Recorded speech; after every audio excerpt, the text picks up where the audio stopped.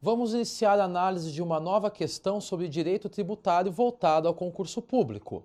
Agora nós temos uma questão que é para analista tributário da Prefeitura de São Bernardo, a banca Instituto Machado de Assis. O que essa banca quis exigir nesta questão? Ela versa sobre princípios tributários, sobre limitações ao poder de tributar, então vamos ver o enunciado.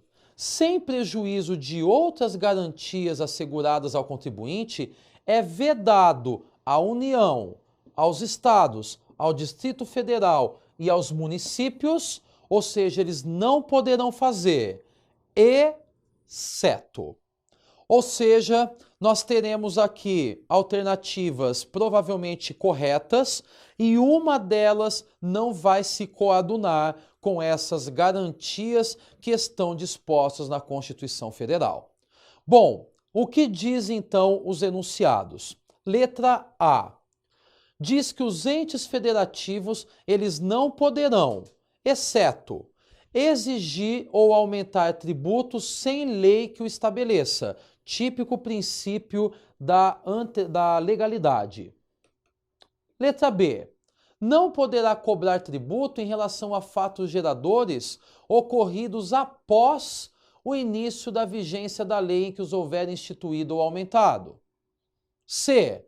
Utilizar tributo como confisco ou com efeito de confisco. E letra D. Instituir impostos sobre livros, jornais, periódicos e o papel destinado à sua impressão.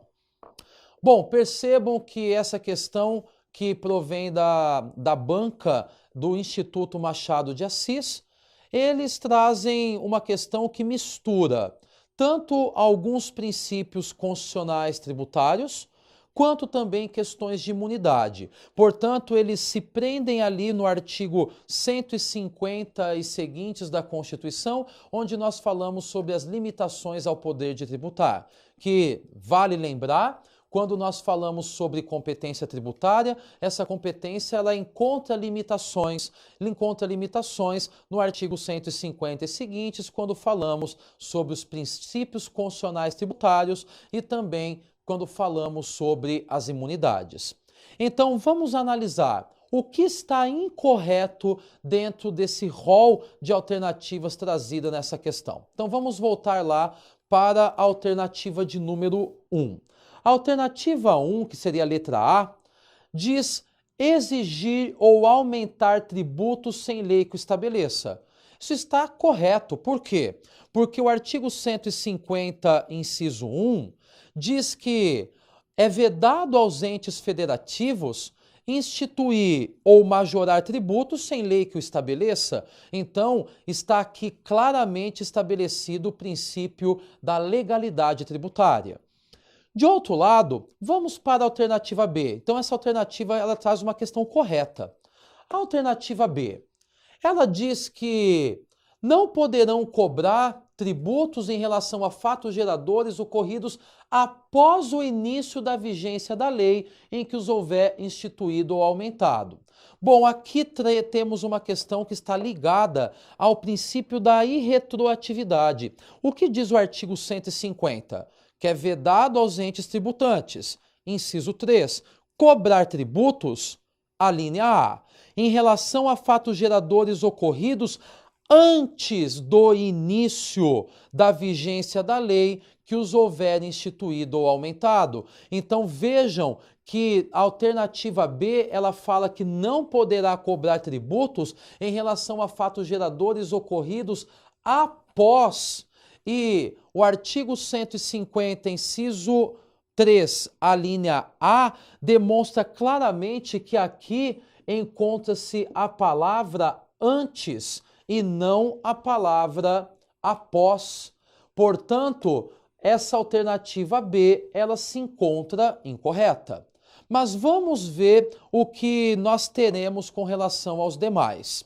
Nós temos a letra C, que diz que não poderá também o ente tributante utilizar tributo com efeito de confisco. Está correto isso? Sem dúvida alguma, isso é o que prega o artigo 150, inciso 4. Diz que não poderá o ente tributante instituir tributo ou utilizar tributo com efeito de confisco. Portanto, essa alternativa de letra C, ela está condizente com o texto constitucional. De outro lado, a alternativa 4, ou a letra D, ela traz a imunidade voltada a livros, jornais e periódicos. Diz ainda que os entes tributantes não poderão instituir impostos sobre livros, jornais, periódicos e o papel destinado à sua impressão. Para nós entendermos esse item, é importante que nós nos direcionemos para o artigo 150, inciso 6 da Constituição. Porque no artigo 150, inciso 6, nós começaremos a encontrar as imunidades. E o inciso 6, ele diz que os entes tributantes não poderão instituir impostos sobre a linha de livros, jornais, periódicos e o papel destinado à sua impressão.